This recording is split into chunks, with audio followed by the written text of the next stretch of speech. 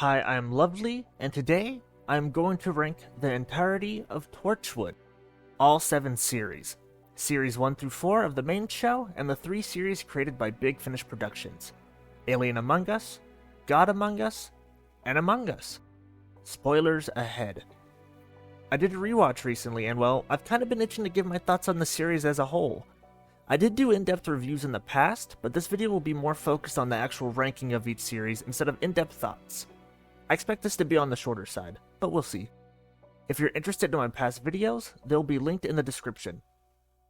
Anyway, to clarify for the ones who don't actually know of them, yes! Torchwood's story was continued in audio drama form by Big Finish Productions in 2015, and it's been going ever since. They even have new episodes with the old cast every month. This kind of sounds like an ad, and while it isn't officially that, I have supported Big Finish for over 7 years because they make really good shit.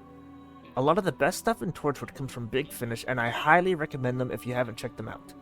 Also, the more support they get, the more of a chance we might get a revival. I don't know. Let's begin. In 7th place, Series 1. Yeah, I think this is the worst series of Torchwood, but this is their first go at adult Doctor Who. It is what it is. I'm not gonna dunk on them too much. I love a handful of episodes.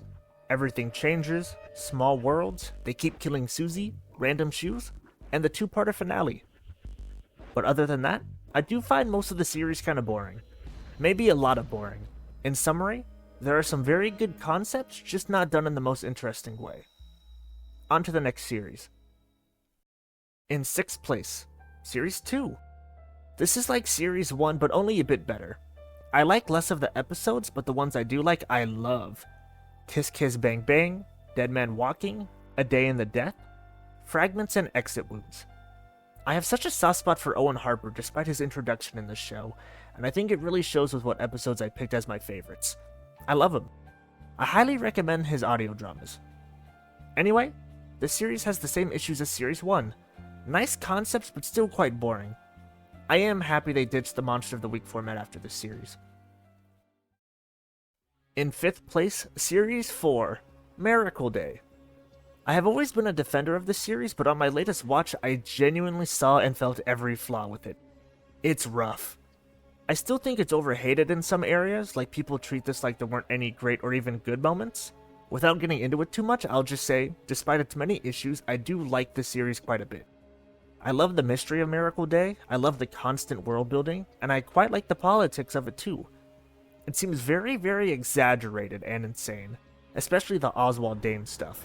But after seeing all the shit in recent years and even the latest weeks with Trump's inauguration, I don't think it's too much of an exaggeration to say this man will get a spotlight. It's awful, but I think it's a real representation of how awful shit can be here in America. Anyway, let's talk about the other stuff. Gwen and Jack return, and I think they're actually at their best here in the series. I will forever love the scene of them in Immortal Sins where they're both in the car being completely real with each other. Simply incredible.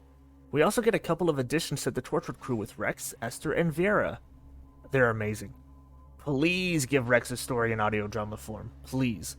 You'd have my money instantly. Anyway, I'll stop my thoughts there for now. In summary, this series is a bit too American, a bit too long, and etc. I still love it though. Also, hilarious thing my friend pointed out to me, at the end everyone who was supposed to die gets one final breath and dies. Yet, Oswald is just fine at the end. I have watched this specific series probably over 10 times at this point, and I've never thought about that. I just think it's funny. Let's go on to the next one. In 4th place, Series 5, Aliens Among Us. It's 2017 and Torchwood is back. God, I will never forget the excitement I had when this was announced. It's really nice. I like the majority of episodes and, well yeah, there isn't too much to say. The new Torchwood team is amazing, genuinely incredible. You can certainly feel it's the first go at a Torchwood series in audio form though, when it comes to some of the plot stuff, but it's still good. It just had a lot of similar issues to Series 1 of the show.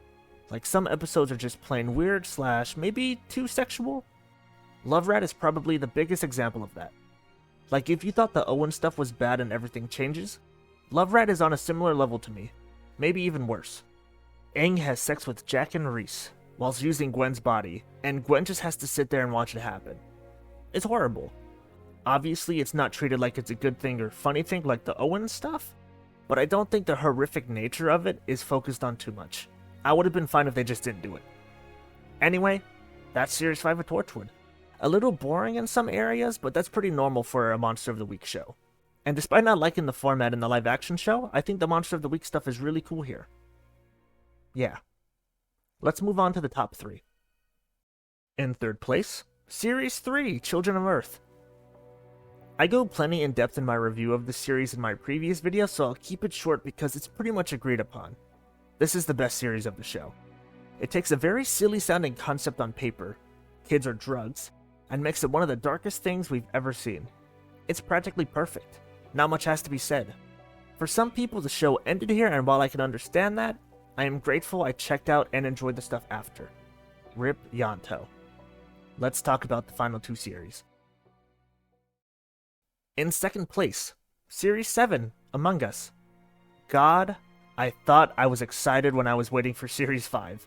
Holy shit. Torchwood was in its second hiatus essentially after Series 6, and man, I was so hyped when this dropped.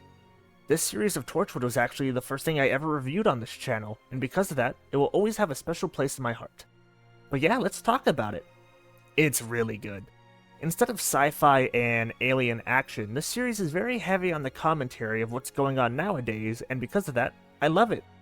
I certainly don't want the series after this to just be more and more of this, because I do think the plot of some episodes is stretched thin, just because there isn't a lot of material. But I like it here because it feels like a time capsule to the time we currently live in, and I think it's super immersive. It's not for everyone, and I get that.